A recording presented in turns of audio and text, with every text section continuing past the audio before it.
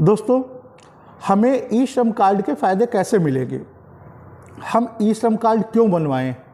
हमारे खाते में इसका पैसा कब तक आएगा? क्या हमारे खाते से कोई पैसा भी कटेगा? इसके क्या फ़ायदे हैं, क्या नुकसान हैं? अगर आप इस सब चीज़ों को जानना चाहते हैं तो इस वीडियो को काटिएगा मत, शुरू से अंत तक जुड़े रहिए। मैं एक एक करके पॉइंट टू पॉइंट आपको इसके बारे में आपको जानकारी दूंगा। दोस्तों, अभी तक जो हमारा भारत सरकार के पास में जो एक डेटा है असंगठित क्षेत्र के लोगों का 32 करोड़ लोगों का है। भारत सरकार के अनुसार 32 करोड़ लोग असंगठित क्षेत्र में आते हैं, जिसमें से अभी केवल 8.5 करोड़ से ही ज़्यादा लोगों के ई श्रम कार्ड बन पाए हैं। बहुत तेज़ी से प्रयास किया जा रहा है कि ये डेटा जो 32 करोड़ का है, लगभग इतने ही कार्ड पूरे बन जाए जो हमारा असंगठित क्षेत्र है। और ये जो कार्ड है सबसे ज़्यादा CSC सेंटर्स पर, कॉमन सर्विस सेंटर्स पर खोले जा रहे हैं, बनाए जा रहे हैं, जन सेवा केंद्र पर बनाए जा रहे हैं। अच्छा, एक चीज़ ये है कि ई श्रम कार्ड में पंजीकरण कराने से हमें मिलेगा क्या, फ़ायदे क्या होंगे? सबसे महत्वपूर्ण पॉइंट ये है, सरकार और असंगठित क्षेत्र में काम करने वालों के बीच की जो दूरी है ना, इसके बनने के बाद में बहुत कम हो जाएगी। एक तरह से आप कह सकते हैं कि दूरियां ख़त्म हो जाएंगी।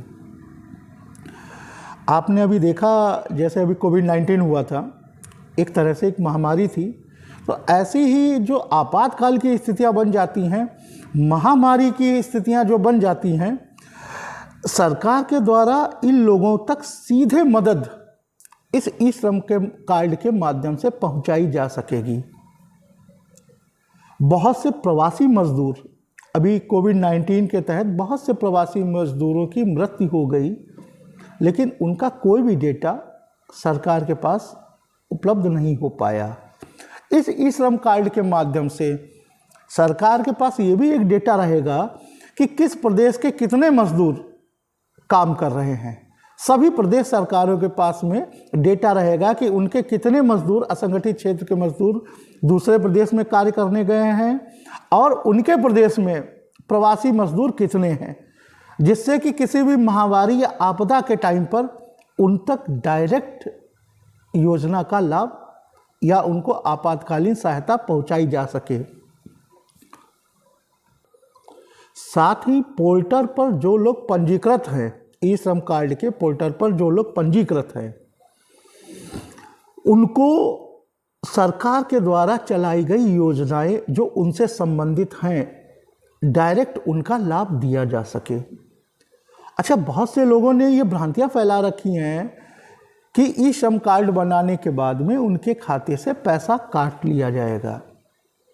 ऐसा कुछ नहीं है, बल्कि आपको सरकार के द्वारा चलाई गई योजनाओं के माध्यम से जो भी लाभ दिया जाएगा वो डायरेक्ट आपके खाते में भेजा जाएगा।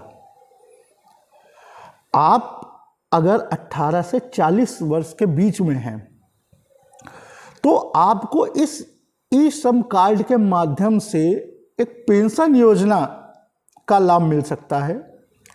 ये पेंशन योजना आपके साथ में इस तरह से कार्य करेगी, आप जब 60 वर्ष के ऊपर हो जाएंगे तब आपको 3,000 रुपया प्रति माह पेंशन के रूप में आपको मिलेगी। साथ ही इस योजना के तहत 2 लाख रुपए का एक एक्सीडेंटल बीमा भी मिलता है, जो PMY योजना के तहत मिलता है। इसमें मृत्यु हो जाने की दशा पर या पूर्णतः या स्थायी रूप से विकलांग होने की दशा पर 2 लाख रुपए की सरकार की तरफ से योजना है। अगर आंशिक रूप से विकलांग हुआ तो 1 लाख रुपए से सरकारी सहायता डायरेक्ट आपके खाते में प्रदान की जाएगी, जो सीधे आपका जो सेविंग अकाउंट है जो सरकार के ई श्रम के पोर्टल पर जुड़ा हुआ है, उसके खाते में भेजी जाएगी। अच्छा, इस ई श्रम कार्ड का उद्देश्य क्या है? आखिर क्या जरूरत पड़ गई भारत सरकार को इस ई श्रम कार्ड को बनाने की? नंबर 1 पॉइंट इसमें यह है कि सभी असंगठित कामगारों का एक केंद्रीकृत डेटाबेस तैयार किया जाएगा, जिसमें सन्निर्माण, कामगार, प्रवासी कामगार, प्लेटफॉर्म कामगार, फेरी वाले, घरेलू कामगार, कृषि कामगार आदि शामिल हैं, जिन्हें आधार से जोड़ा जाएगा। जिनके इस जो ई श्रम कार्ड बनेगा उसके यूएन को उनके आधार से जोड़ा जाएगा। नंबर 2, असंगठित श्रमिकों के लिए एक सामाजिक सुरक्षा योजनाओं का एकीकरण, जो श्रम एवं रोजगार मंत्रालय के द्वारा प्रशासित की जाएगी। नंबर 3, पंजीकृत असंगठित कामगारों के संबंध में विभिन्न हितधारकों जैसे मंत्रालयों, विभागों, बोर्डों, एजेंसियों, केंद्र व राज्य सरकारों के संगठनों के साथ एपीवाई के माध्यम से प्रशासित की जाएगी और उन योजनाओं के वितरण के लिए जानकारी साझा करना है। नंबर 4, ये बहुत ही महत्वपूर्ण है, जो हमारे प्रवासी कामगार हैं जो दूसरे प्रदेश से आते हैं, या हमारे प्रदेश के जो कामगार हैं, कृषि मजदूर हुए जैसे, वो दूसरे प्रदेशों में बड़े किसानों की खेत पर काम करने के लिए जाते हैं, उनकी स्थिति, उनका पता और जो उनका वर्तमान पता है, और वो औपचारिक क्षेत्र से अनौपचारिक क्षेत्र और उसके विलोमतः उसकी आवाजाही का पता लगाना है।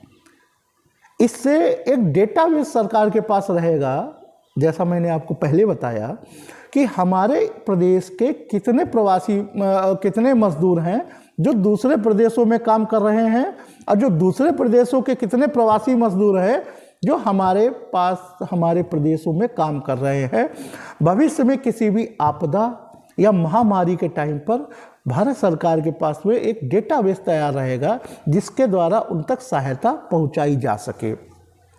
प्रवासी और सन्निर्माण कामगारों के लिए सामाजिक सुरक्षा और कल्याणकारी लाभों की एक पोर्टेबिलिटी बनाई गई है। भविष्य में जैसे अभी कोविड-19 हुआ, इस तरह की कोई भी आपदा आए उससे निपटने के लिए केंद्र एवं राज्य सरकारों का एक व्यापक डेटाबेस उपलब्ध कर रही है। क्योंकि अभी पिछली महामारियों से हमारी सरकार ने बहुत कुछ एक सबक लिया है। जो हमारे असंगठित क्षेत्र के कामगार थे, सबसे ज़्यादा नुकसान इनका हुआ है, सबसे ज़्यादा परेशानियां इनको मिली हैं।